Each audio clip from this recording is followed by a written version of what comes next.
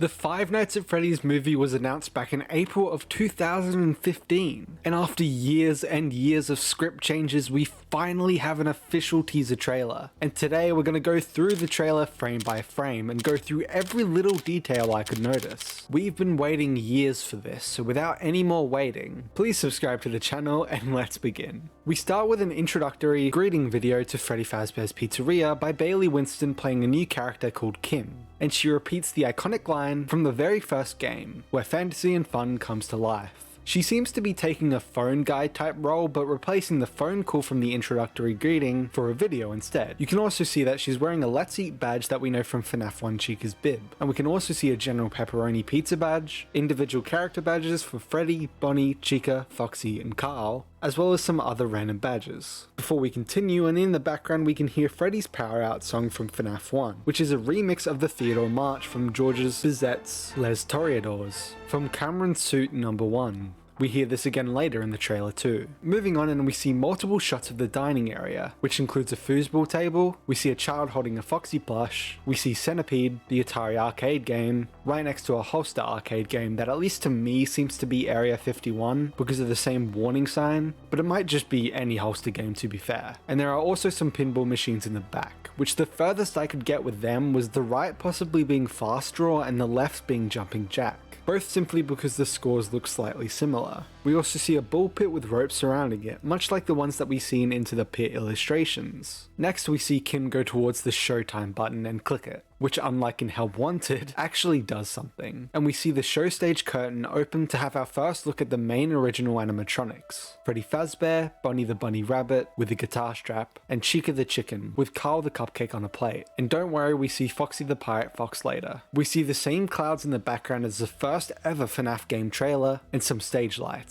The song they're performing is Talking in Your Sleep by the Romantics. Next we cut to the present exterior of Freddy Fazbear's pizza place, now closed and withering away. We then get our first look at Josh Hutcherson, who plays Michael, Mike for short, Schmidt, walking into the pizzeria to start his night guard shift. We then get a shot of the pizzeria's interior, where we see the dining area, kitchen, and obviously the exit/entry. We can also see the prize corner similar to Help Wanted, as well as Chica and Bonnie painted on stained glass, like a church would have. We can also see in the top left something similar to riding rockets from FNAF 6. There's also drawings in the bottom left like the hallways in FNAF 1. Mike goes further and opens up the show stage curtain to see Bonnie, Freddy, whose endoskeleton and wiring is visible, and then Chica. He seems surprised that they're still there. We then cut to a shot of the office where we can see the celebration poster outright taken from the first game 1-to-1 exactly, and we see it better later, but for now we see Mike activate a power generator, reminding me of the power generator we used in the Curse of Dreadbear level Danger Keep Out, when it's used to restart the power and set it back to full battery. Although here this turns on the sign for Freddy Fazbear's Pizza Place on the outside, which the logo itself is based off of Chuck E. Cheese's Pizza Time Theater logo. We then get our first good look at the security cameras in the office, with camera feed of the outside, the supply closet, show stage, the same entry/exit hallway that Mike walks through earlier in the trailer, the dining area, and the arcade. Besides the cameras, we also see the fan in the cup from the first game, as well as a better look at the Celebrate poster.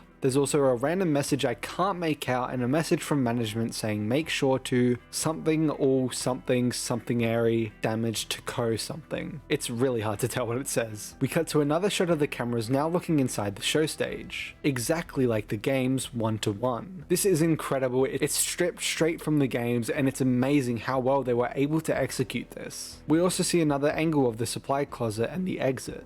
We then cut to another shot of Mike looking around the pizzeria, not noticing that Freddy is right behind him and has moved from the stage, now active. We then see Mike getting trapped by some machine in what seems like a dream sequence, as he's now wearing a proper formal night guard uniform instead of his regular attire. The animatronic attacking Mike could possibly be a Springlock suit, and if this isn't a dream sequence, then it might possibly be something William Afton designed, like the Fun Times to capture night guards, or maybe just Michael, but for unknown reasons. Personally, it resembles the Funtime animatronics with its seemingly open face. We then see Foxy the Pirate Fox's shadow, and he looks exactly like the games, with the same tear in his shoulder and everything. We then see a shot of Abby Schmidt played by Piper Rubio, who is brought along to Freddy's while Mike works and who, according to her character description, is being taken care of by Mike as their parents are gone. But back to the trailer and she sees Freddy activate. We then see a shot of Vanessa Monroe played by Elizabeth Lail in Freddy's Arcade,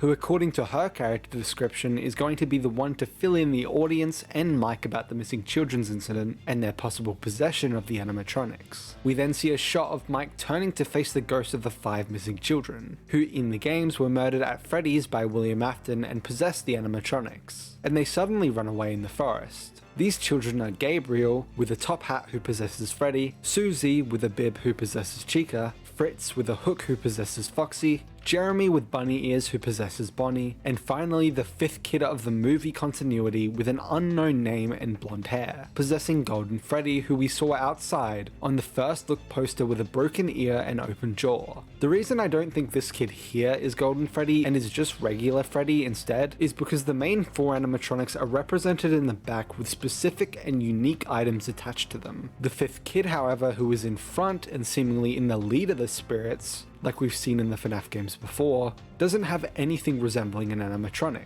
and so he seems to be the most mysterious one. Also, another reason why is because currently across FNAF we have multiple 5th kids that all possess Golden Freddy, such as Cassidy, Andrew, and Michael Brooks. So if this is the 5th kid, it makes sense for him to be Cassidy, who may officially be classed as a male in this movie, as we know in Ultimate Custom Night that Golden Freddy, possessed by Cassidy, has male pronouns and has blonde hair whenever we see him, much like this kid here. We always knew that Cassidy was a unisex name, but that wasn't enough to convince a lot of people that Cassidy could be a male after all, so this may finally settle that fact.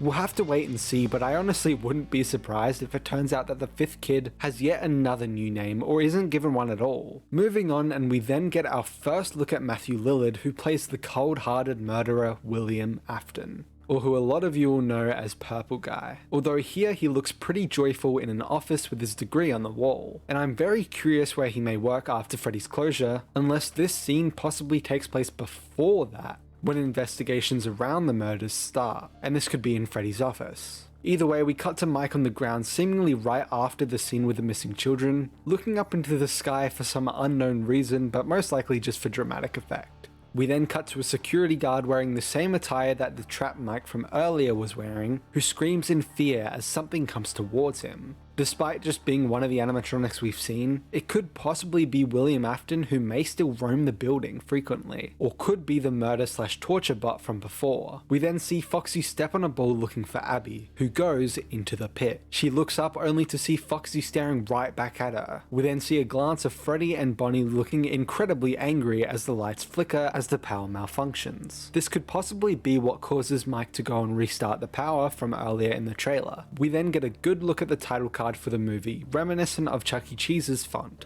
And here the trailer ends. Finally, we get a good look at the animatronics in individual character posters, as well as the poster for the movie where we have all of the core 4 animatronics, all looking angry and ready for you to see the FNAF movie October 27th, in theaters or on the streaming platform Peacock. I hope you guys enjoyed this breakdown. This was everything I could find in the trailer, and I hope to see you guys soon. Bye!